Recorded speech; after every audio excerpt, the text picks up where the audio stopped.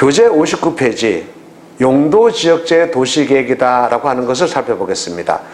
좀 전에 뭐라고 했습니까? 도시군 관리계획 중에서 제일 중요한 첫 번째 계획이 뭐예요? 거기 용도지역제 도시계획이라고 그랬죠. 용도지역제 도시계획은 넓은 의미로 용도지역 지구제를 용도지역제 도시계획이다 라고 얘기합니다. 자, 먼저 그 내용이 뭐냐면 이런 거예요. 국토는 전 국토를 모두 개발하겠다라고 하지 않습니다. 개발할 지역과 개발하지 아니할 지역, 보존할 지역으로 나눕니다.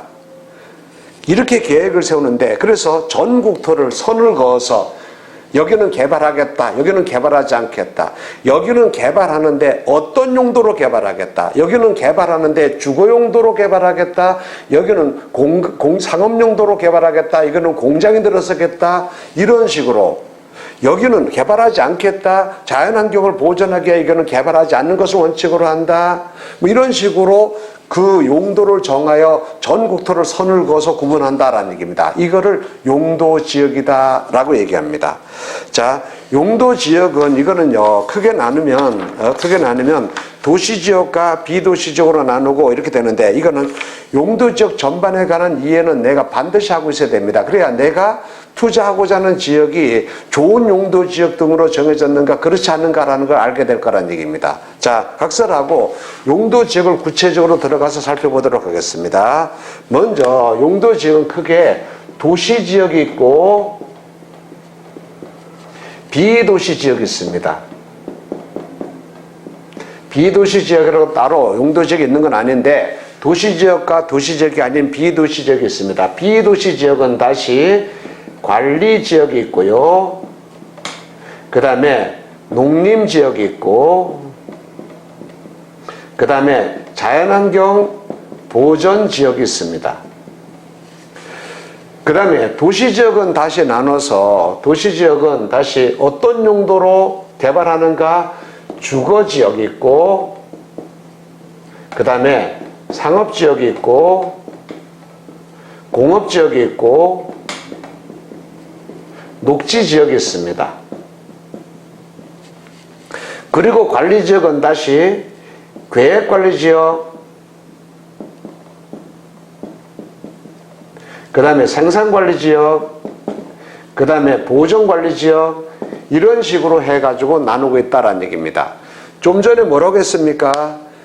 개발은 어느 중심으로 개발한다고요? 도시 중심으로 개발한다고요. 도시 중심으로. 도시지역이 아닌 쪽은 원칙적으로 개발하지 않겠다라는 얘기입니다. 따라서 밑으로 내려가면 내려갈수록 보존의 성향이 커집니다.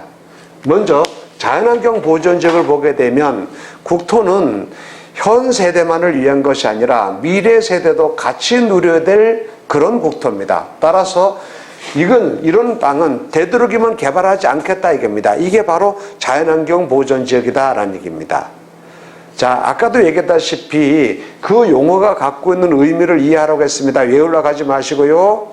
농림지역은 뭡니까? 농림지역은 농지와 임야가 주된 구성 요소로 되어 있는 지역이 농림지역입니다. 농림지역. 시골 동네 이렇게 생각하면 됩니다.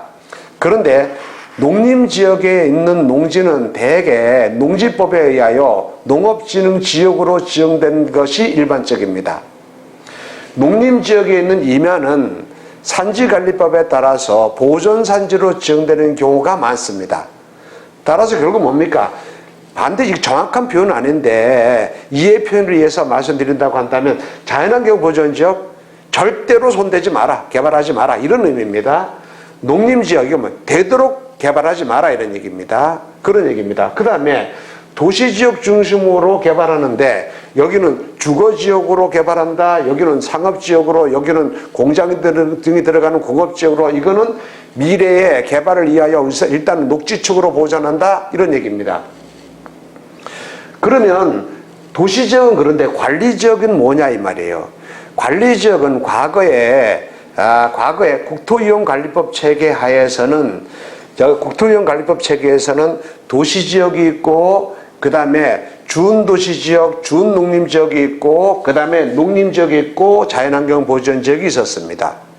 지금 없는 관리지역이 없고 그전에는 준도시지역, 준농림지역 이런 용도지역이 있었다는 얘기입니다. 여기서 준이라고 하는 용어는 뭘 얘기하냐면요, 무엇에 준하여 이런 얘기입니다. 따라서 뒤에서 보겠습니다만은 준도시지역이다, 준주거지역이다 라는 것은 뭘 의미하냐면요, 보세요. 원칙적으로 상가형 건물은 상업지역에다 져야 되죠. 주거지역에는 주거용 건물 져야 되잖아. 주거지역에는 업무용 건물이거나 상업용 건물은 원칙적으로 못 짓는 것이 원칙이란 말입니다. 그러나 준주거지역은 주거지역에 준하여 이용하라 라고 하는 지역이기 때문에 업무용 또는 상가용 건물도 건축할 수 있다는 얘기입니다. 또 공업지역을 보게 되면요, 공업지역은 공장 건물지라는 얘기 아닙니까? 근데 공업지역 중에서도 준공업지역이라는 것이 있단 말입니다. 준공업지역은 공업지역이지만 이 안에 주거용이라든지 업무용, 상업용 건물도 예외적으로 질 수 있도록 풀어줍니다. 그게 준공업지역입니다. 준공업지역은 뭡니까? 공업지역에 준하여 이용하라 이 말이죠. 그러니까 준자 들어가는 것은 행위규제가 완화된 형태로 나타나죠. 나중에 임야도 보겠습니다만 임야는 보존산지와 준보존산지로 나눠집니다. 글자 그대로 보존산지 이거 뭡니까? 이 산지는, 이 임야는 어떻게 하라고요? 보존하라고요. 함부로 개발하지 마라 이 말이죠. 준보존산지는 뭡니까? 이 임야는 보존산지에 준하여 이용하라 라고 하니까 보다 더 행위규제가 완화되어 있겠죠. 따라서 일반적으로 준자가 들어간 데는 행위규제가 완화되어 있는 것으로서 투자처로서는 활용가치가 높아진다 이겁니다. 그런데 과거에 용도지역으로 도시지역 말고 준도시지역과 준농림지역이라고 하는 용도지역을 두었었단 말입니다. 특히 준농림지역에 러브호텔로 대변되는 난개발이 심각한 문제가 되었습니다. 러브호텔? 말 참 이상하죠? 러브호텔이라는 건 대개 어디 있습니까? 시내에 있는 이런 호텔, 이런 모텔을 러브호텔이라고 부릅니까? 아니죠. 러브호텔이라는 걸 뭐라고 불렀습니까? 저기 바닷가에 있다든지 산 밑에 좋은 경치 밑에 있다든지 호숫가에 강 옆에 있다든지 이런 데를 러브호텔이라고 부르지 않습니까? 그런데 그 러브호텔이라는 게 대개 어디 있습니까? 지역적으로 말하면 시골 동네에 있는 거죠. 시골 동네 경치 좋은데 산 밑에 여기서 또는 강 옆에 호수 옆에 이런 데 러브호텔이 막 들어선단 말입니다. 그 주변에는 뭐예요? 농촌지역이잖아. 농촌지역에서 열심히 땀 흘려가지고 농사 짓고 있는 사람들 사이에서 갑자기 썬팅 시커멓게 한 외제차가 쑥 들어갔다가 나오고 말이야. 이거 불상사나운 것 아닙니까? 국토의 난개발의 주범이 준농림지역이었다 이겁니다. 그래서 국토개혁법을 2003년도에 제정하면서 종래의 준도시지역과 준농림지역이라고 하는 이 얼버무린 그런 용도지역을 폐지하고 그 두 개를 합하여 관리지역이라는 용어로 바꿨습니다. 그럼 관리지역은 뭐냐면, 자, 글자 그대로 이거를 이해하려고 하세요. 관리지역은 뭡니까? 이 지역은 일단 관리하겠다 이 말이에요. 일단 관리하겠다. 자, 여기는 자연환경을 위하여 보존하겠다 이 말이죠. 여기는 뭡니까? 농지와 임야가 주된 요소로 됐으니까 되도록이면 개발 안 하겠다 이런 얘기죠. 여기는 뭡니까? 개발할 건지 보존할 건지 일단 관리하겠다 이 말이에요. 중간 영역이다 이 말입니다. 그런데 여기서도 관리지역 쪽에도 보게 되면요, 이거를 글자 그대로 해석하게 되면, 자, 보존관리지역, 보존 중심으로 관리하겠다. 생산관리지역, 생산 중심으로 관리하겠다. 계획관리지역, 계획적, 체계적으로 관리하겠다. 이런 의미거든요. 따라서 여기 나오는 관리지역이다 이 말이 무슨 얘기다라는 거를 외우려고 하지 말고 이해하려고 하세요. 이거를 학문적으로 법에서 규정한 대로 하게 되면 이런 겁니다. 보존관리지역, 자연환경 보존지역으로 지정하기가 적당하지 않은 것을 일단 관리지역으로 지정할 때 보존관리지역이 됩니다. 생산관리지역은 농림지역으로 지정할 것을 하기가 적당하지 않은 것을 관리지역으로 정할 때 이게 생산관리지역이 됩니다. 그럼 계획관리지역은 뭡니까? 계획관리지역은 장차 도시화를 대비하여 계획적 체계적인 관리가 필요한 지역, 그게 바로 계획관리지역이다라는 얘기입니다. 계획관리지역은 지금 현재는 도시지역이 아니에요. 그러나 계획관리지역에 지구단위 계획이 수립되게 되면 계획관리지역은 여기가 나중에 지구단위 계획이 모두 완성되게 되면 도시지역으로 편입된다라는 얘기입니다. 자, 지구단위 계획이라는 얘기는 아까 여기다가 그림 그려서 얘기했었죠. 근데 지구단위 계획은 과거에 제1종 지구단위 계획, 제2종 지구단위 계획 이런 식으로 나눴습니다. 그럼 이런 얘기를 한번 여러분께 여쭤보겠습니다. 그럼 지구단위 계획은 도시지역에 수립되는 것이 원칙일까요? 비도시지역에 수립되는 것이 원칙일까요? 지구단위 계획은 도시지역에 수립되는 것이 원칙일까요? 비도시지역에 수립되는 것이 원칙일까요? 아까 뭐라 그랬습니까? 개발은 어디 중심으로 개발한다고요? 도시 중심으로 개발한다고요. 따라서 지구단위 계획은 원칙적으로 도시지역을 중심으로 지구단위 계획이 수립되는 겁니다. 그래서 과거에는 도시 중심으로 수립되는 원칙적인 지구단위 계획을 제1종 지구단위 계획이라고 하고, 그 다음에 비도시 지역에 수립되는 예외적으로 수립되는 지구단위 계획을 이것을 제2종 지구단위 계획이다라고 나눴습니다. 그런데 이렇게 하다 보니까 도시지역과 비도시지역 다 동일한 의미에서 지구단위 계획을 수립할 수 있다는 뜻으로 잘못 오해가 되잖아요. 그래서 이런 구별이 2011년도 와가지고 제1종, 제2종이라는 구별 기준을 폐지했습니다. 그리고 그냥 지구단위 계획은 원칙 도시지역에 수립되는 것인데 예외적으로 비도시 지역에도 수립되는 경우는 이렇게 할 수 있다라고 예외적인 조항처럼 규정했단 말입니다. 1종, 2종 해가지고 병렬적인 것으로 규정하지 않고. 그런데 제2종 지구단위 계획, 비도시 지역에 지구단위 계획이 수립된다라고 해가지고 비도시 지역 아무데나 지구단위 계획이 수립되는 것이 아니라 이 비도시 지역 중에서 계획관리 지역 중심으로 지구단위 계획이 수립된단 말입니다. 따라서 여기 만약에 길이 이렇게 있다라고 하고 여기 만약에 이만큼이 이렇게 해가지고 이게 계획관리 지역이다라고 합시다. 그럼 계획관리 지역 중심으로 여기서 지구단위 계획이 수립된다고 했을 때 요거 말고 이 옆에 보게 되면 여기는 막 농림지역도 있고 생산관리지역도 있고 막 이렇게 될 거 아닙니까? 여기를 개발할 때에 요렇게 계획관리지역 중심으로 요렇게 해가지고 이런 식으로 개발한다라는 얘기입니다. 그럼 여기에 생산관리지역이거나 아니면 여기서 뭐 농림지역이나 이런 것도 일부 포함될 수 있겠죠. 근데 주된 것은 뭡니까? 계획관리지역이다 이겁니다.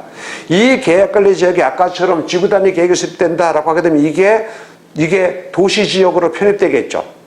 그래서 계획관리지역을 뭐라고 했습니까? 장차 도시화를 대비하여 계획적 체계적인 관리가 필요한 지역, 이게 바로 계획관리지역이다라고 얘기하는 겁니다.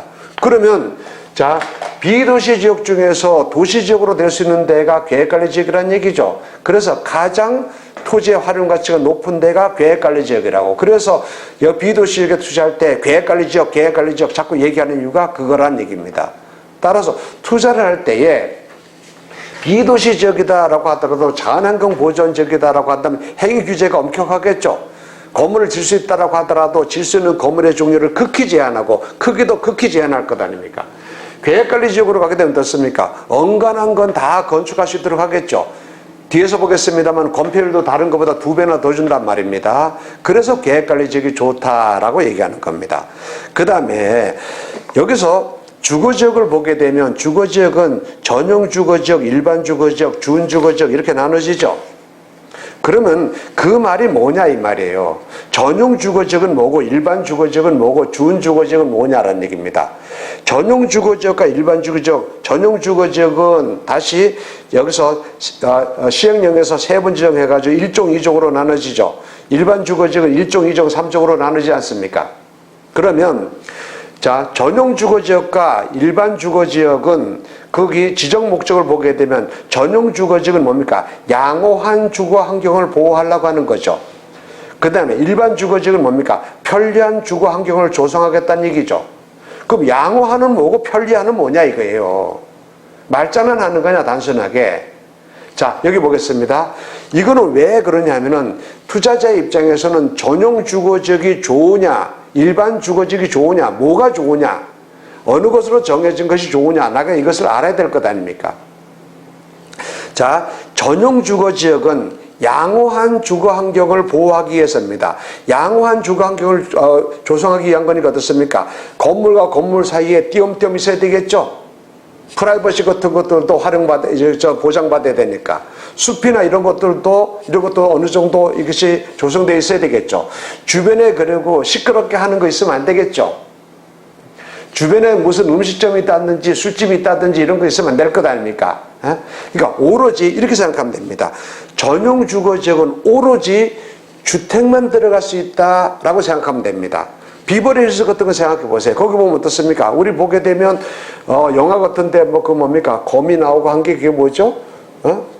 거미 나와서 이렇게 하는데 원래 그 집 같은데 보게 되면 집이 여기서 큰 도로가 있고 도로 옆에 녹지축이 있고 녹지축 옆에 자전거 도로 등이 있고 이쪽 안으로 들어오게 되면 잔디밭이 쫙 형성돼 있잖아요. 잔디밭이 쫙 형성돼 있고 여기 집 한 채, 여기 집 한 채, 여기 집 한 채, 뜸성뜸성 이렇게 돼 있잖아요.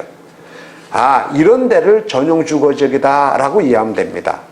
그럼 일반 주거지역은 어떤 건가? 편리한 주거 환경을 조성한다라고 하는 겁니다. 그럼 보세요. 편리하려면 어떻게 되는 겁니까? 양호한 주거 환경을 조성하려고 하니까 그 주변에 소매점이라든지 목욕탕이라든지 뭐 이런 게 막 주거 외에 다른 용도가 막 들어가게 되면 양호한 주거 환경을 보호하기가 좀 곤란해지겠죠. 대신 불편하겠죠. 주변에 소매점이나 생활 편의시설 이런 것들이 있어야지만이 여기서 근린생활시설이 그 안에 있어야만이 주거에 편리할 것 아니냐 이 말이에요. 따라 차이점이 뭐냐면요. 근린생활시설 등이 주변에 들어갈 수 있느냐 없느냐라는 얘기예요. 그럼 투자처로서는 어느 게 좋습니까? 전용 주거지역이 좋습니까? 일반 주거지역이 좋습니까? 여러분요. 계획적으로 만든 도시들은 여기다가 반드시 전용 주거지역도 반드시 끼워 놓습니다. 과거에 분당과 일산을 만들 때에 여기다가 고급주택가 이런 것들도 만들어서 그 택지를 분양했습니다. 이게 전용 주거지역입니다. 오로지 고급주택가만 딱 들어가는 겁니다. 그럼 그때 당시에 분당에 거기서 이게 분당이 새롭게 만들어지고 일산이 만들어지고 했을 때에 전용 주거지역에는 택지를 내가 분양받은 사람도 있고 그쪽에 분당 일산에 아파트를 분양받은 사람도 있겠죠. 아파트를 여기서 이 사람이 5억에 분양받았습니다. 어떤 사람은 택지를 여기서 3억에 분양받았습니다. 그러면 투자자로서 봤을 때 결과적으로 어떻게 되는가라는 얘기예요. 5억의 아파트를 분양받은 사람은 한 3년 5년 정도 있다가 보니까 아파트가 5억에서 15억 됐습니다. 그런데 여기서 택지를 분양받은 사람은 내가 여기서 3억 원의 택지를 분양받아가지고 여기다가 건물 건축하고 하느라고 5억 들였습니다. 그러면 한 8억 들였죠? 한 5년 있다 팔았습니다. 얼마에 팔았는가? 10억에 팔았습니다. 그러면 상대적으로 누가 투자에 성공한 겁니까? 아파트 산 사람하고 아파트 분양받은 사람하고 택지를 분양받은 사람하고. 우리는 전용 주거지역은 우리의 생활에 어울리지가 않습니다. 그래서 투자처로서는 전용 주거지역이 어울리지 않습니다. 우리 지역사회 여기서도 이 강 위쪽으로 보게 되면 여기에 전용 주거지역이 몇 개가 있습니다. 근데 그쪽 지역에 있는 사람들이 모두 다 풀어달라고 난립니다. 뭘 풀어달라는 겁니까? 전용 주거지역에서 풀어달라고요. 뭐로 풀어달라는 거예요? 일반 주거지역으로 풀어달라는 겁니다. 전용 주거지역이니까 어떻습니까? 주택을 건축하는 거 외에는 아무것도 못하지. 가게도 하나 못 들어온단 말이에요. 목욕탕이고 뭐고 음식점이고 하나도 못 들어오잖아. 불편하단 말입니다. 땅값도 안 올라간단 말입니다. 그러니까 일반 주거지역으로 풀어달라고 얘기하는 겁니다. 여러분, 이런 현상은 앞으로도 계속될 겁니다. 만약에 보세요. 부산신항만 배후지역이 있습니다. 그럼 부산신항만이 건설되고 나면 그 뒤에 배후지역이 형성되겠죠. 그럼 여기도 상업지역도 있고 주거지역도 있을 거란 말입니다. 주거지역도 여기 보게 되면 아파트 등이 들어설 수 있는 2종 일반 주거지역, 3종 일반 주거지역 이런 주거지역이 들어갈 거고 이쪽에 또 전용 주거지역도 들어갈 거라고요. 왜 그러냐면은 부산신항만 배후지역은 여기는요. 부산신항만이 동북아의 물류허브로서 만들어졌을 때에 부산신항만에 근무하는 사람들, 연관을 맺고 있는 사람들 이런 사람들은 한국 사람들만 이용하는 게 아니잖아요. 미국 사람들도 그 부산신항만과 관련해서 근무하는 사람들, 거기 사는 사람이 있을 거 아닙니까? 우리는 아파트가 편리할지 모르지만 미국 사람들은 아파트가 편리하지 않고 그런 주택에 살았잖아요. 주택이 편리할 거란 말입니다.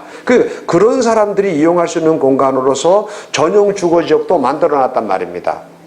그러면 땅으로 봤다고 합시다. 아파트가 들었을 장소로 일반 주거지역으로 정해놓은 장소하고 고급 주택가가 들었을 장소로 해가지고 전용 주거지역으로 지정한 장소하고 경치나 자연환경이나 주변 환경 이런 것들은 여기가 당연히 더 좋겠죠. 투자처로서 좋으냐 이 말이야. 전용 주거지역은 자 결론적으로 말씀하면 투자처로서는 좋지 않습니다. 왜요? 전용 주거지역에 여기에 수요자는 누구란 얘기입니까? 한국 사람 우리가 아니라 미국 사람이라 이 말이에요. 그런데 우리는 보세요. 우리는 주택을 소유 개념으로 이해합니다. 얘들은 주택을 사용 개념으로 이해한단 말입니다. 내가 전용 주거지역에 있는 땅을 내가 샀어. 나중에 팔아야 돼. 팔려고 할 때 누구한테 팔아야 돼요? 주택을 사용 개념으로 이해하는 미국 사람한테 팔아야 된다고. 돈 안 되는 거다 이겁니다. 그래서 전용 주거지역은 그렇게 좋은 게 아니다 이 말입니다. 또 전용 주거지역은 그럼 개인 간의 프라이버시 등도 보호해야 되니까 건물과 건물 사이가 뜸성뜸성해야 되겠죠. 뒤에서 보겠습니다만 건폐율도 일반 주거지역보다 적게 준단 말입니다. 그래서 전용 주거지역은 일반 주거지역보다 못하다 이 말이에요. 그 다음에 일반 주거지역은 보세요. 일반 주거지역은 1종, 2종, 3종으로 되어 있죠. 자, 1종은 뭡니까? 단독주택 중심으로 주거를 형성하겠다. 2종과 3종은 여기 중층주택 또는 중고층 주택을 건축하겠다는 건데 2종 일반 주거지역과 3종 일반 주거지역은 모두 다 아파트를 건축할 수 있다는 점에서는 동일합니다. 다만 차이점이 있습니다. 2종은 층수에 제한을 둡니다. 3층은요 중고층이니까 층수에 제한을 두지 않을 수가 있다는 얘기입니다. 그래서 고층 아파트가 올라갈 수 있느냐 없느냐에 따라서 2종 3종으로 나눠집니다. 그러면 일반 주거지역이 전용 주거지역보다 좋다는 얘기죠. 그러면 여기서 일반 주거지역 중에서는 1종과 2종 3종 중에서 어느 게 제일 좋다는 얘기입니까? 3종이 제일 좋다는 얘기죠. 일반론으로서 말할 때는 3종이 제일 좋은 겁니다. 그러나 3종이 1종이나 2종보다 좋다는 것은 누구나 다 알죠. 어느 정도 공부한 사람들은. 그런데 3종 일반 주거지로 정해졌으면 이미 땅값은 이만큼 올라가 있을 것 아닙니까? 비쌀 것 아닙니까? 투자자에게 진짜 좋은 건 뭘까요? 현재 3종인 것과 지금 현재 3종이 아니지만 앞으로 3종으로 그레이드가 올라갈 것하고 어느 게 투자처로 좋습니까? 우리는 3종이 아니라 3종으로 올라갈 수 있는 것, 이게 어디냐 이 말이죠. 그럼 3종으로 올라갈 수 있는 것, 변화될 수 있는 것, 그거는 어떻게 우리가 판단할 수 있는가? 그걸 판단하려면 먼저 내가 투자하고자 하는 지역 사이에 어디가 3종인지 이거부터 봐야 될 거 아닙니까? 그리고 이 3종, 여기서 있는 일반 주거지역이 3종으로 될 것인가, 되지 않을 것인가, 이런 것들은 살펴봐야 됩니다. 참고로, 어느 지역이 있습니다. 어느 지역이 있는데 여기에 2종 일반 주거지역입니다. 여기에는 주택이, 노후된 주택이 경매로 나왔습니다. 제가 무조건 들어가라, 신권에 무조건 들어가서 낙찰받아라라고 했습니다. 이유가 뭐냐 하면은요, 여기는 토지용 계획 확인서에 이렇게 되어 있습니다. 국토개법에 따른 용도지역 지구 등 여기다가 제2종 일반 주거지역 되어 있습니다. 그럼 아파트도 질 수 있다는 얘기죠. 근데 거기다가 제2종 일반 주거지역, 그럼 가로하고 여기다 7층 이하 이렇게 되어 있습니다. 아파트도 질 수 있습니다만 7층 이하로 밖에 못 짓는다는 얘기죠. 그런데 그 밑에 뭐라고 또 다시 적혀져 있냐면 변경 위반 중이라고 적혀 있습니다. 그 말은 무슨 얘기입니까? 현재 제2종 일반 주거지역 7층 이하인데 이 용도지역이 변경되기 위한 많이 마련되고 있다는 얘기죠. 그러면 이게 나중에 이게 바뀐다라고 하면 2종에서 1종으로 바뀌겠습니까? 다운그레이드 되겠습니까? 아니겠죠. 올라가겠죠. 2종에서 3종으로 올라가든지 아니면 2종인데도 7층 이하에서 15층 이하로 층수가 올라간다든지 이렇게 될 것 아닙니까? 그 땅은 지금 현재 3종으로 되어 있습니다. 그래서 그런 쪽은 그런 거 보고 여기가 투자 가치가 있느냐 없냐라고 하는 것을 살펴보는 겁니다. 저쪽에 어느 쪽의 땅은 이거는요, 제1종 일반 주거지역이었습니다. 평당 300만 원이었습니다. 평당 300만 원이 있다가 갑자기 이게 3종으로 바뀌었습니다. 3종으로 바뀌어서 가지고 3종으로 올라가는 순간에 평당 300만 원에서 평당 600만 원으로 2배가 올랐습니다. 600만 원 올랐을 때 야 이거 들어가라 라고 했습니다. 교수님 이거 300만 원이었다가 600만 원으로 2배가 올랐는데요. 너무 많이 올랐지 않습니까? 라고 해가지고 그거 못 들어갔습니다. 지금 얼마인지 아십니까? 평당 2천만 원입니다. 용도 지역이 무엇이냐에 따라서 거기에 땅값을 결정한다는 얘기입니다. 그리고 용도 지역이 더 업그레이드 된다고 한다면 땅값의 변화를 가져온다는 얘기입니다. 어느 지역은, 이쪽 지역은 자 2종 일반 주거지역이었다가 준주거지역으로 그레이드가 올라갔습니다. 올라가면서 300만 원 하던 게 1,500만 원까지 올라갔습니다. 따라서 용도 지역이 무엇인가 라는 것은 매우 중요하죠. 더 중요한 건 뭡니까? 현재 용도 지역뿐만 아니라 이 용도 지역이 앞으로 어떻게 변해 나갈 것인가, 어떻게 업그레이드 될 것인가 라는 걸 살펴보면 투자처가 보일 거다라는 얘기입니다. 우리가 용도 지역에 대하여 공부하고 있는 이유가 그런 거다 이 말이에요. 또 한 가지 보겠습니다. 그러면 주거지역 중에서는 준주거지역이 제일 좋다고 했죠. 준주거지역의 경우에는 건축할 수 있는 건축물의 용도도 다양하고 또 건폐율과 용적률도 다른 주거지역보다 더 많이 줍니다. 준주거지역 한번 읽어볼까요? 준주거지역 읽어보겠습니다. 뭐라고 적혀있습니까? 주거 기능을 위주로 이를 지원하는 일부 상업 기능 및 업무 기능을 보완하기 위하여 필요한 지역. 이 말은 무슨 얘기입니까? 주택만 질 수 있는 것이 아니라 준주거지역은 모두 질 수 있다고요? 업무용 건물과 상업용 건물도 질 수 있다는 얘기입니다. 뒤에서 보겠습니다만 건폐율 용적률도 가장 많이 줍니다. 그 다음 보게 되면 어떻습니까? 상업지역이 있죠? 상업지역은 중심상업지역, 일반상업지역, 근린상업지역, 유통상업지역 이렇게 있죠. 유통상업지역은 뭡니까? 큰 규모의 대형 상가들이 들어가는 거죠. 홈플러스, 이마트 뭐 이런 것들이 들어가는 것. 이런 데가 유통상업지역이 될 겁니다. 유통단지 뭐 이런 거요. 이제 중심상업지역이 있고 일반상업지역, 근린상업지역이 있는데 자 중심상업지역은 상업지역 중에서는 중심상업지역이 있는데 중심상업지역하고 일반상업지역은 대개 어떻게 구분되냐면요. 중심상업지역은 대개 면으로 구분됩니다. 토지용계 확인서에 보게 되면 지형도면이 나타나는데 지형도면에 상업지역은 대개 분홍색으로 표시됩니다. 주거지역은 대개 노란색으로 표시됩니다. 그런데 상업지역의 경우에 중심상업지역이다라고 한다면 면의 형태로 나타납니다. 여기가 길이 이렇게 있다라고 한다면 이게 중심상업지역이다라고 한다면 면의 형태로 이만큼 이게 중심상업지역이다. 이렇게 면의 형태로 나타나는 경우가 대개 중심상업지역입니다. 일반상업지역과 근린상업지역은 띠의 형태로 나타납니다. 반드시 그런 건 아니고 일반적으로 그렇다는 얘기입니다. 보세요. 길이 이렇게 있습니다. 길이 이렇게 있는데 이렇게 해가지고 분홍색으로 이렇게 되어 있습니다. 띠 모양으로 이렇게 되어 있습니다. 그럼 이런 것은 일반상업지역이거나 근린상업지역입니다. 그러면 자, 잘 몰라도 상업지역 중에서는 중심상업지역이 가장 땅의 활용 가치가 높겠죠.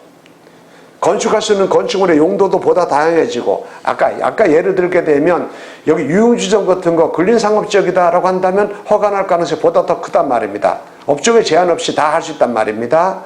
자, 그런데 보세요. 중심상업지역이 가장 좋을 거고 땅값도 제일 높을 거고 그 다음에 유통상업지역 빼고 일반상업지역이 있고 그 다음에 근린상업지역이 있지 않습니까?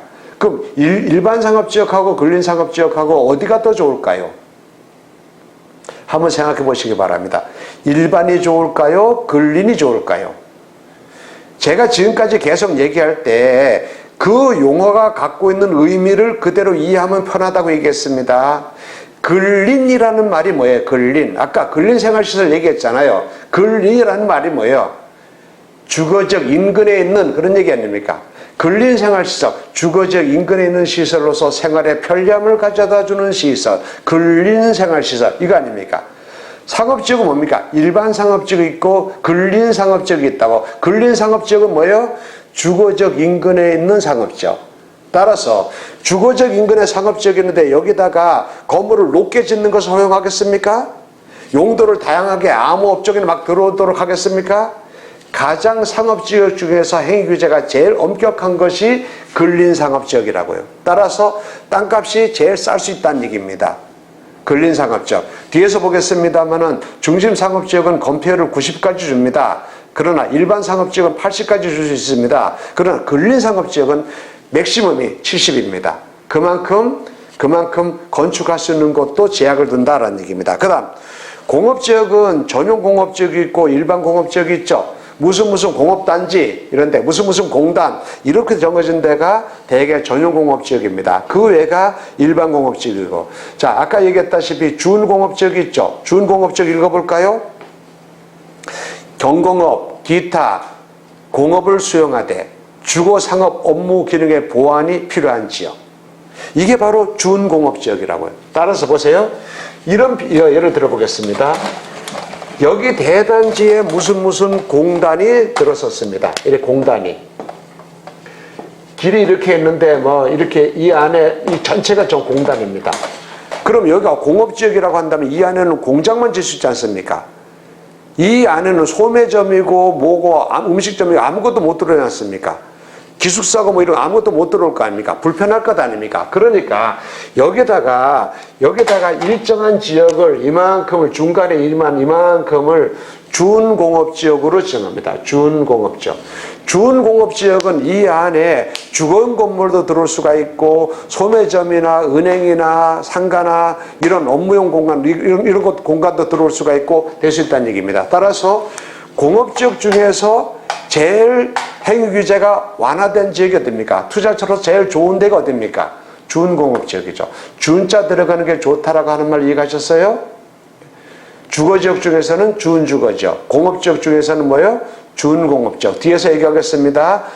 임야의 경우는 준보존산지 이렇게 된다는 얘기입니다. 녹지지역은 다시 보존녹지, 생산녹지, 자연녹지 이렇게 되어 있습니다.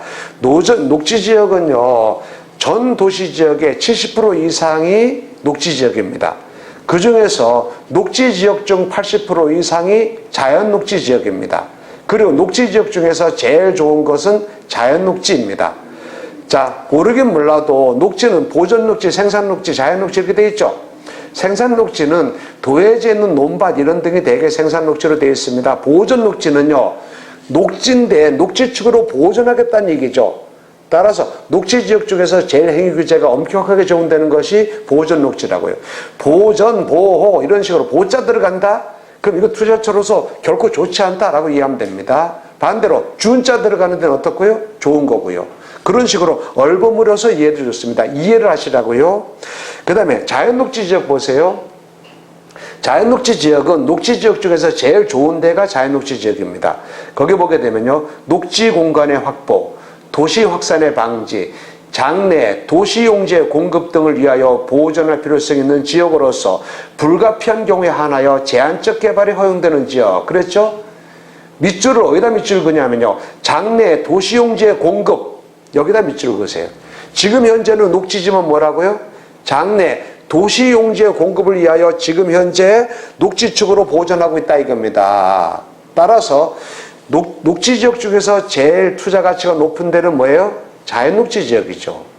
자, 이런 거를 보고 투자 가치가 있는가 없는가, 어떤 투자 가치가 있는가라는 거를 살펴본다라는 얘기입니다. 자, 용도지역에서 가지고 있는 이런 용도지역, 내가 갖고 있는 내가 투자하고자 하는 땅의 용도지역이 뭐다?